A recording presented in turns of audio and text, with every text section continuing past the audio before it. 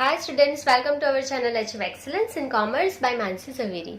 सो आज हम गाला स्टैटिस्टिक्स उसमें क्वेश्चन पेपर नंबर 3 का सेक्शन बी जो है वो सॉल्व करने वाले हैं। सो स्टार्ट करेंगे question number 1। Write the formula with explanation for the chain based index number. So सबसे पहला हमारा क्वेश्चन क्या है कि हमें चेन बेस्ड इंडेक्स नंबर से फॉर्मूला लिखना है और उसका एक्सप्लेनेशन भी लिखना है। तो स्टार्ट करेंगे क्वेश्चन नंबर 16। तो सबसे पहले हम डेफिनेशन लिख लेंगे एन इंडेक्स नंबर बिकॉज हमें यहाँ पे एक्सप्लेनेशन भी लिखना है, इसके लिए हम पूरा लिखेंगे। ठीक है, an index number obtain bye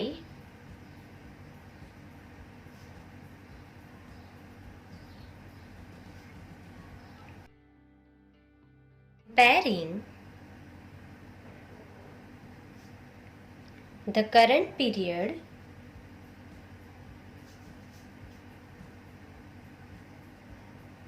with the recent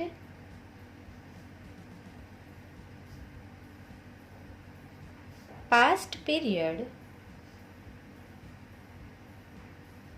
is called a chain based index number.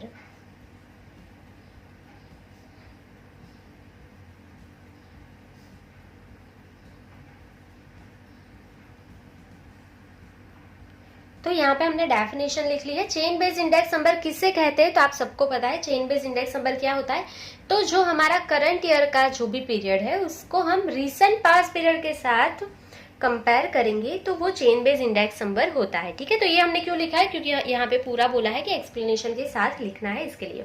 सो अभी हम फॉर्मूला लिख लेंगे। Chain based index number I is equals to chain based index number I is equals to current year's value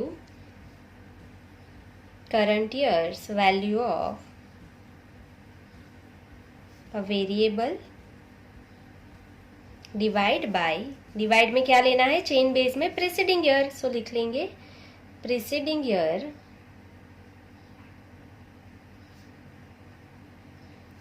value of a variable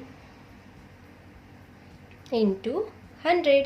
clear. तो simply बहुत ही simple है। Chain based index number का formula current year की जो भी value है वो लिखेंगे, डिवाइड बाय प्रीसीडिंग ईयर की वैल्यू और मल्टीप्लाई बाय 100। ठीक है, सो इसका अगर फॉर्मूला लिखना है तो कैसे लिख सकते हैं, P1 अपॉन P0 इंटू 100, ये भी लिख सकते हैं।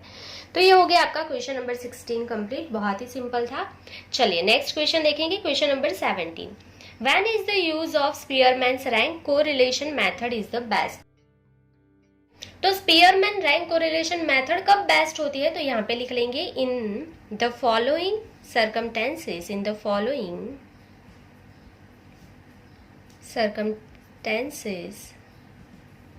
The use of स्पीयरमैन्स rank correlation method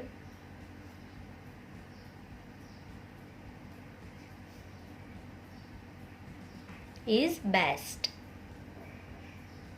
तो आप कब स्पीयरमैन की रैंक कोरिलेशन मेथड का यूज कर सकते हो, तो सबसे पहला, if related data is of the qualitative nature.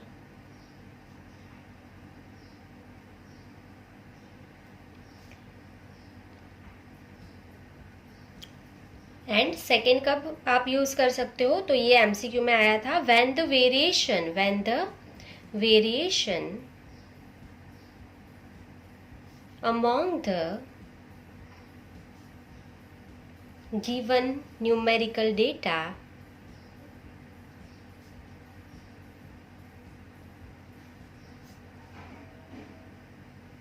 Is more. ठीक है, तो आपको एमसीक्यू में आया था। अगर आपने सारे पेपर देखे हैं तो आपको पता होगा कि जब भी आपके कोई भी नंबर दिए हैं उसमें वेरिएशन ज्यादा होंगे कोई भी वेरिएबल में, तब आप कौन सी मेथड यूज कर सकते हो, कौन सी बेस्ट होती है, तो वो स्पीयरमैन रैंक कोरिलेशन था। ठीक है। तो एमसीक्यू में ये भी आता है कि जब कोई भी डेटा आपका क्वालिटेटिव नेचर का है तो कौन सी मेथड बेस्ट है, तो तब भी स्पीयरमैन की जो मेथड है वो बेस्ट होगी। क्लियर। चलिए, तो यहाँ पे आपका क्वेश्चन नंबर 17 कंप्लीट हो गया है। दोनों लर्न कर लेना। अगर क्वालिटेटिव नेचर है तो स्पीयरमैन, एंड जो भी आपके वेरिएबल्स है उसमें वेरिएशन ज्यादा होगा तो तब भी आपको स्पीयरमैन रैंक कोरिलेशन मेथड का यूज बेस्ट होता है तब। चलिए next number 18, what are the constant a and b in the regression line y cap is equals to a plus bx। So regression line y cap is equals to a plus bx जो है उसमें constant जो है a and b वो क्या होते हैं, तो a जो है वो हमारा क्या होता है यहाँ पे इंटरसेप्ट है, एंड b जो है वो हमारा स्लॉप होता है। तो ये हमने सीखा ही है आगे भी, और ये आपने सम सॉल्व किए थे तब भी आपने यहाँ पे लिखा था, क्योंकि सम में ना ऐसा बोला होता था कि find the slope of the regression line या find the intercept of the regression line. तब आपको पता था कि इंटरसेप्ट मतलब ए फाइंड करना एंड स्लॉप मतलब बी फाइंड करना होता था। ठीक है, तो सिर्फ यहाँ पे हम आंसर लिख लेंगे। In the regression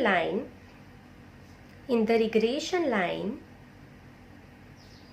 y cap is equals to a plus bx, a is called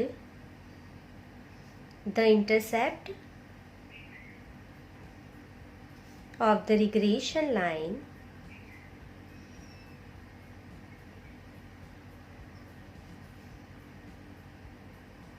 of y on x, and जो आपका b है उसे क्या बोलेंगे, अगर आप सिर्फ स्लॉप लिखोगे तो भी चलेगा, अगर आपको पूरा लिखना है तो क्या आंसर होगा, and b is called the regression coefficient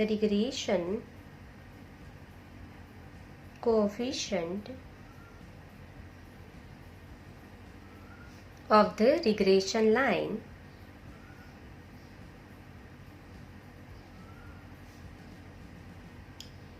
of y on x. It is also known as or called the slope of the regression line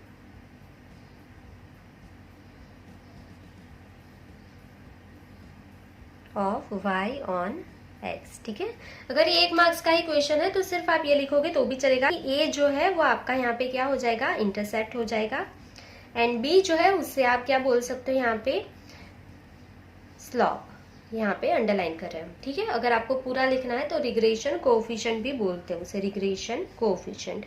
ठीक है, आपका b हो गया। तो यहाँ पे आपका क्वेश्चन नंबर 18 कंप्लीट हो गया है। नेक्स्ट क्वेश्चन देखेंगे, question number 19, state the types of short term components. तो शॉर्ट टर्म जो कंपोनेंट्स है वो हमारे यहाँ पे कौन से होते हैं, आपको 4th लेसन में पता होगा कि सीजनल जो है वो शॉर्ट टर्म का होता है, साइक्लिकल भी शॉर्ट टर्म का होता है, रैंडम जो होता है वो भी शॉर्ट टर्म का होता है। तो यहाँ पे हम लिख लेंगे number 19, the types of short terms components are number first seasonal component,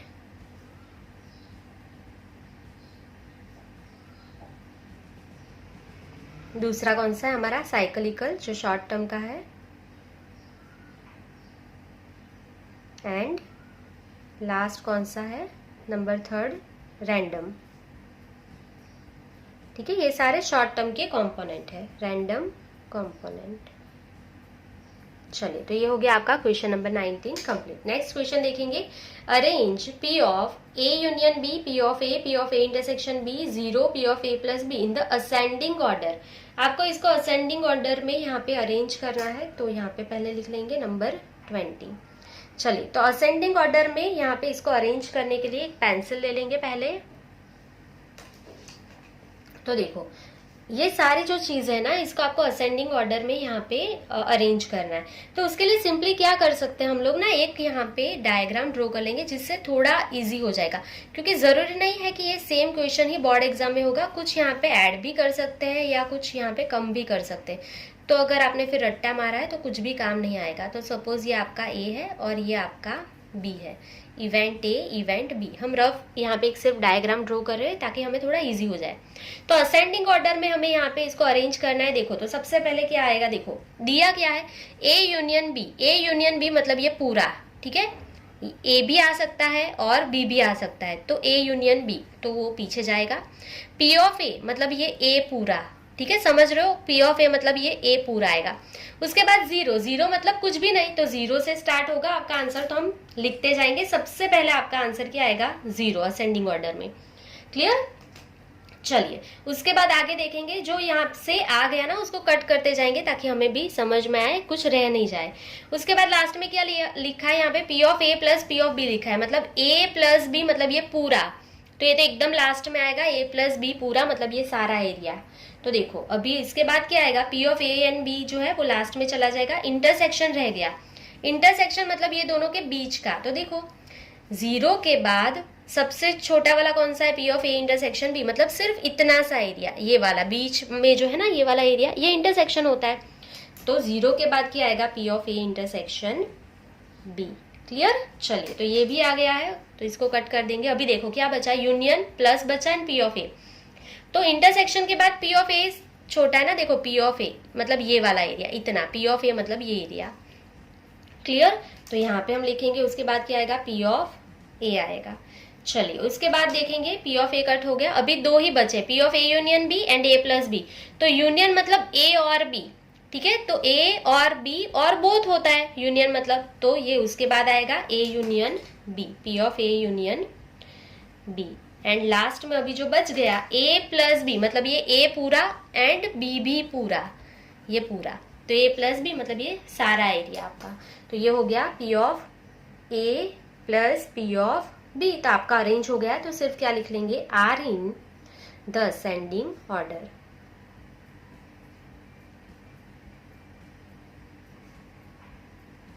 तो ये आपका क्वेश्चन नंबर 20 कंप्लीट हो गया है। बहुत ही सिंपल था, आप डायग्राम से करोगे तो जल्दी हो जाएगा, मिस्टेक भी नहीं होगी।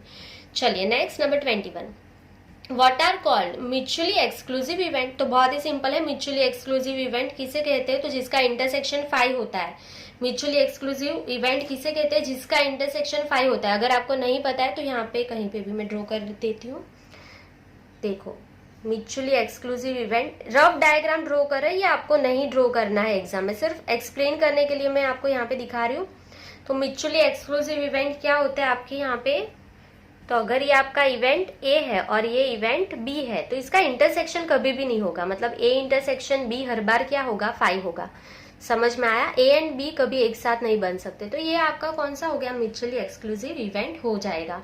क्लियर? अगर आपको वेन डायग्राम पूछा है तो आप ऐसे ड्रॉ कर सकते हो, अभी नहीं पूछा है तो आपको ड्रॉ करने की जरूरत नहीं है, मैंने सिर्फ आपको एक्सप्लेन करने के लिए यहाँ पे ड्रॉ किया है ताकि आपको डेफिनेशन लिखने में आसानी हो जाए। तो म्यूचुअली एक्सक्लूसिव इवेंट किसे कहेंगे, तो यहाँ पे हम लिख लेंगे for any two events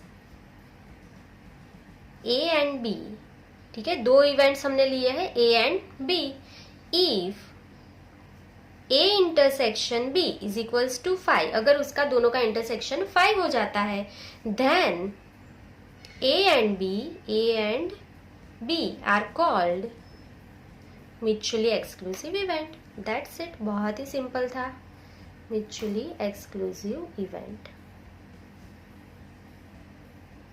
clear? चलिए, आई गेस आपको समझ में आ गया होगा, कोई भी डाउट आपको यहाँ पे नहीं होगा। अगर कोई भी डाउट है तो अभी भी आप वीडियो स्टॉप करके कमेंट सेक्शन में कमेंट कर सकते हैं। चलिए next number 22, mean of symmetrical binomial distribution is 8। तो आपको यहाँ पे मीन दे दिया है, बायनोमियल डिस्ट्रीब्यूशन है, सो यहाँ पे हम लिखते जाएंगे नंबर 22। सो बायनोमियल डिस्ट्रीब्यूशन में मीन दिया है, सो उसका मीन क्या होता है, एनपी इज इक्वल्स टू 8 दिया है। फाइंड द वैल्यू ऑफ इस पैरामीटर। सो आपको पैरामीटर फाइंड करना है, तो यहाँ पे देखो कैसे पता चलेगा, इसके आगे मीन ही दिया है, तो देखो mean of symmetrical binomial distribution, ये सिमेट्रिकल है, सिमेट्रिकल जब भी होता है तो p1/2 होता है, ये हमने प्रॉपर्टीज में बहुत बार सीखा है। सिमेट्रिकल है मतलब p1/2 ही होता है, ये आपको खुद से लिखना है, अगर ये नहीं लिख पाए तो सम होगा ही नहीं आगे। समझ में आया?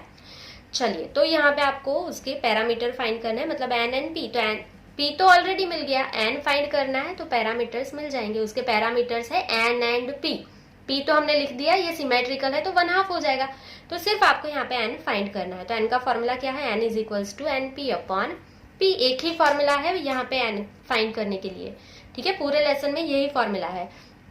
तो एनपी अवेलेबल है आपके पास 8 और पी कितना है 1/2, तो आंसर क्या आएगा 8 इंटू 2 डिवाइड बाई 1, डिवाइड का डिवाइड ऊपर गया तो मल्टीप्लाई में लिखा, सो 8 इंटू 2 आंसर इज 16। तो फाइनल आंसर आपको लिख देना है therefore parameters of a binomial distribution p is equals to 1/2 and n is equals to 16, that's it. Clear. तो यहाँ पे आपके क्वेश्चन नंबर 22 तक कंप्लीट हो गया है। आई होप कि आपको पूरा समझ में आ गया है, यहाँ तक आपको कोई भी डाउट नहीं होगा। चलिए तो अभी हम क्वेश्चन नंबर 23 के लिए नेक्स्ट पेज पे जाएंगे। Question number 23, give two illustration of a continuous random variable. तो हम डेफिनेशन भी सीख चुके हैं, इसका एग्जाम्पल भी बहुत ही सिंपल है, लिख लेंगे। सो नंबर फर्स्ट, अगर आपको ऊपर कुछ भी नहीं लिखना है तो आप डायरेक्टली नंबर फर्स्ट लिख सकते हैं। अगर आपको लिखना है पूरा आंसर तो क्या लिखेंगे, two illustrations of continuous random variables are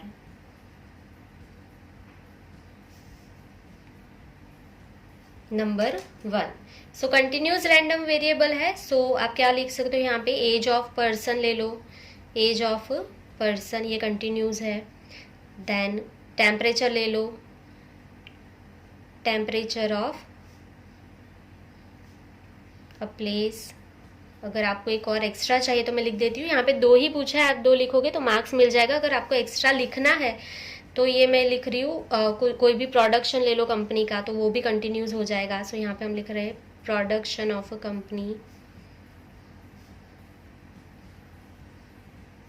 ठीक है। ये तीनों में से कोई भी आप 2 लिख सकते हो, ठीक है। तो यहाँ पे मैं 2 कट कर देती हूँ, अगर आप 2 लिख रहे हैं तो ही 2 लिखना, मैंने 3 लिखा है, ठीक है।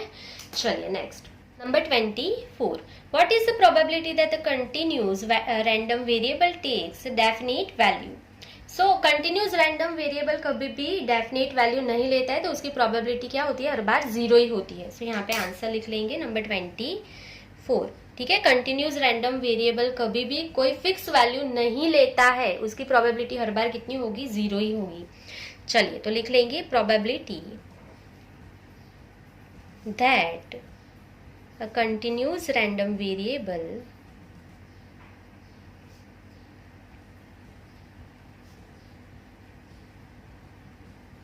takes definite values is always 0, ठीक है। वो हर बार कोई भी फिक्स वैल्यू लेगा, उसकी प्रोबेबिलिटी हर बार 0 ही होती है। क्लियर। चलिए मिस्टेक मत करना, यहाँ पे लर्न कर लेना। Number 25, if p of z is less than और equals to z1 is equals to 0.6915, find p of 0 is less than और equals to z is less than और इक्वल्स टू z1। तो यहाँ पे हम लिख लेंगे नंबर 25। चलिए अभी यहाँ पे आपको क्या करना है, तो देखो दिया क्या है आपको यहाँ पे, p of z is less than और equals to z1 is equals to 0.6915, ये आपको दिया है। तो ये सॉल्व करने के लिए आपको यहाँ पे कर्व ड्रॉ कर लेना पड़ेगा, ताकि आपको थोड़ा इजी हो जाए। तो यहाँ पे हम सिंपली थोड़ा हमें इजी हो जाए, इसके लिए हम ये हमारा नॉर्मल डिस्ट्रीब्यूशन कर्व ड्रॉ कर रहे हैं, ताकि हमें आसानी हो समझने में कि दिया क्या है। तो देखो ये हमने कर्व ड्रॉ कर लिया है यहाँ पे। तो जो भी हमारा कर्व होता है यहाँ पे नॉर्मल डिस्ट्रीब्यूशन का, उसमें आपको पता है कि बीच में जो है आपका z इज इक्वल्स टू 0 हो जाता है, यहाँ पे जो है आपका माइनस इन्फिनिटी और यहाँ पे प्लस इन्फिनिटी, ठीक है। ये रफ वर्क कर रहे हैं हम लोग, 1 मार्क्स का ही क्वेश्चन है, थोड़ा जल्दी सॉल्व करेंगे। तो देखो z इज लेस देन और इक्वल्स टू z1, उसका एरिया है 0.6, पीछे के 3 इग्नोर करते हैं, सिर्फ 6 देखो 0.6 है। तो यहाँ से लेके यहाँ तक का एरिया आपको पता है ये 0.5 होता है। ये एरिया यहाँ से लेके यहाँ तक मैंने सिखा है ये 0.5 होता है। यहाँ पे वैल्यू दी है 0.6, मतलब 0.5 के भी आगे होगा ये एरिया। तो यहाँ पे कहीं पे होगा, तो यहाँ पे मैं एक लाइन ड्रॉ कर रही हूँ। तो ये जो है आपका Z1 यहाँ पे होगा, क्योंकि ये एरिया तो 0.5 ही है। आपको एरिया दिया है 0.6915, मतलब ये उससे भी आगे है, ठीक है, इससे आगे है। तो यहाँ पे आपका है Z1 आपका यहाँ पे कहीं पे है, ठीक है। तो ये जो आपको दिया है z इज लेस देन और इक्वल्स टू z1, ये पूरा एरिया आपको दिया है कितना है 0.6915।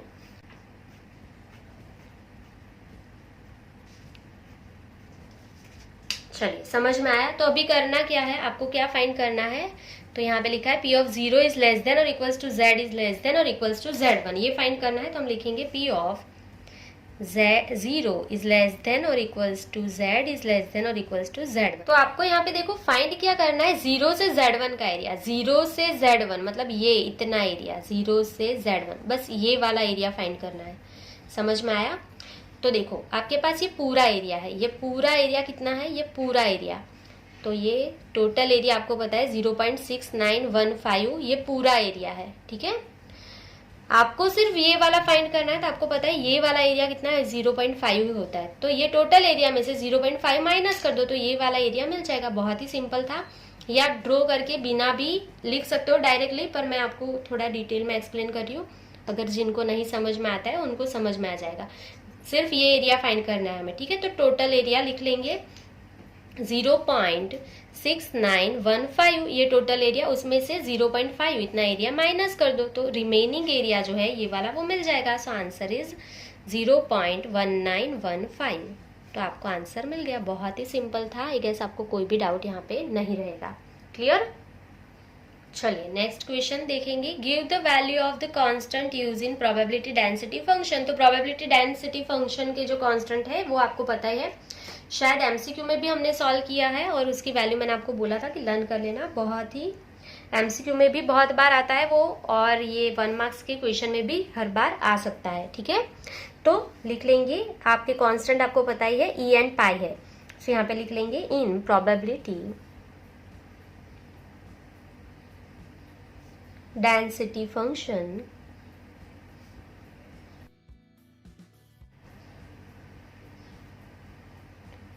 of normal variable, the values of the constant are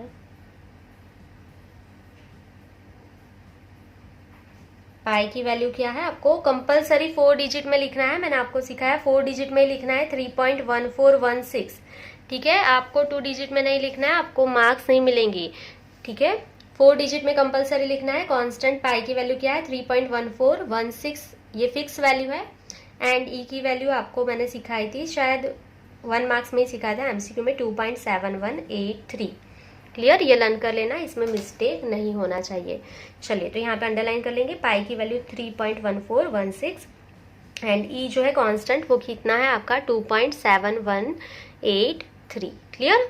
चलिए तो अभी हमारा क्वेश्चन नंबर 26 कंप्लीट हो गया है। अभी नेक्स्ट क्वेश्चन देखेंगे, question number 27। When does the limit of function not exist. तो आपको क्या पूछा है कि लिमिट फंक्शन जो है वो कब एग्जिस्ट नहीं होता है। तो क्वेश्चन बहुत ही सिंपल है। Number 27, when x tends to a, then if f of x does not tends to a definite value,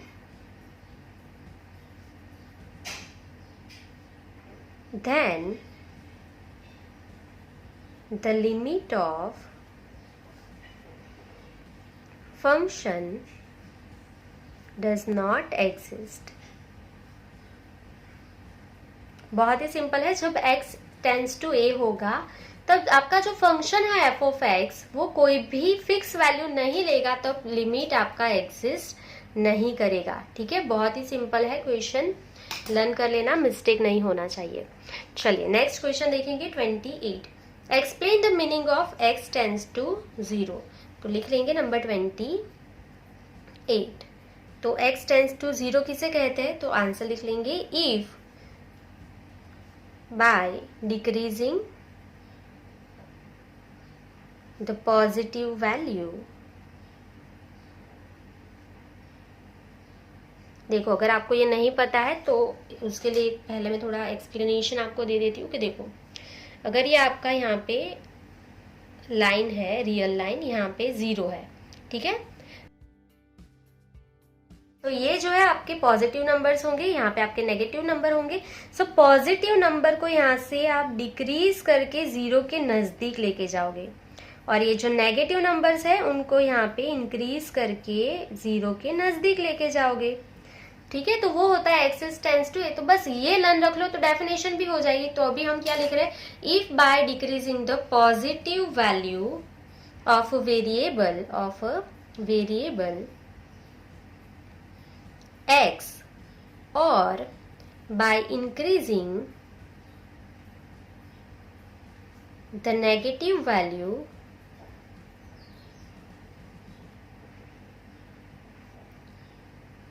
of variable x, the value x is brought very close to 0। ठीक है, 0 के बहुत नजदीक आप उसको लेके जाओगे। Then it can be said that x tends to 0। It is denoted by x is tends to 0। ठीक है, तो अगर आपको ये समझ में आ गया है तो ये भी आपको पता ही होगा कि if by decreasing the positive value, ठीक है, पॉजिटिव वैल्यू को आप डिक्रीज करोगे, यहां से लेके यहां तक लेके जाओगे, मतलब डिक्रीज करो। ठीक है, और बीच में क्या आएगा, और by increasing the negative value, ये जो नेगेटिव वैल्यू है उसमें इंक्रीज करके 0 तक लेके जाना है। ठीक है, इंक्रीजिंग इन नेगेटिव वैल्यू। ठीक है, तो इंक्रीज करेंगे नेगेटिव वैल्यूज में of variable X, the value X is brought very close to 0। ठीक है, 0 के बहुत ही नजदीक लेके जाएंगे, तो then it can be said that x is tends to 0। इसको कैसे लिखा जाता है, x is tends to 0। Clear. चलिए next number 29, find f dash x if function f of x is equal to 21। बहुत ही सिंपल है, एफ ऑफ एक्स 21 आपका कांस्टेंट है, तो आंसर आपको पता ही है। अगर आपका कांस्टेंट है तो आंसर उसका क्या होगा, 0। So f of x is equal to 21, so therefore f dash x is equal to 0। Constant का आंसर 0, बस इतना ही लिखना है। Next number 30, if y is a function of x then how it is derivative denoted. तो यहाँ पे लिख लेंगे नंबर 30, अगर आपका फंक्शन y है तो इसका डिराइवेटिव क्या होगा, dy अपन dx। बहुत बार सीख चुके हैं और आंसर में भी तो लिखते हैं ना, अगर y दिया है तो उसका फर्स्ट डिराइवेटिव हम क्या लिखते हैं, dy अपन dx। तो लिख लेंगे if y is a function of x then its derivative is denoted by symbol dy upon dx। अगर y फंक्शन है तो dy upon dx से डिनोट होगा। अगर आपका जो फंक्शन है वो f ऑफ x है तो उसका फर्स्ट डिराइवेटिव क्या होगा, f डैश x होता है। ठीक है, तो ये मैं पहले ही आपको फर्स्ट वीडियो में ही सिखा चुकी हूँ, तो आई गेस आपको यहाँ पे कोई भी डाउट नहीं होगा। सो यहाँ पे हमारा क्वेश्चन पेपर नंबर 3 कंप्लीट हो गया है। आई होप कि आपको पूरा समझ में आ गया होगा, कोई भी डाउट नहीं होगा। अगर आपको कोई भी डाउट है तो कमेंट सेक्शन में कमेंट कर सकते हो। सो आज के लिए बस इतना ही। Thank you for watching, keep learning, take care.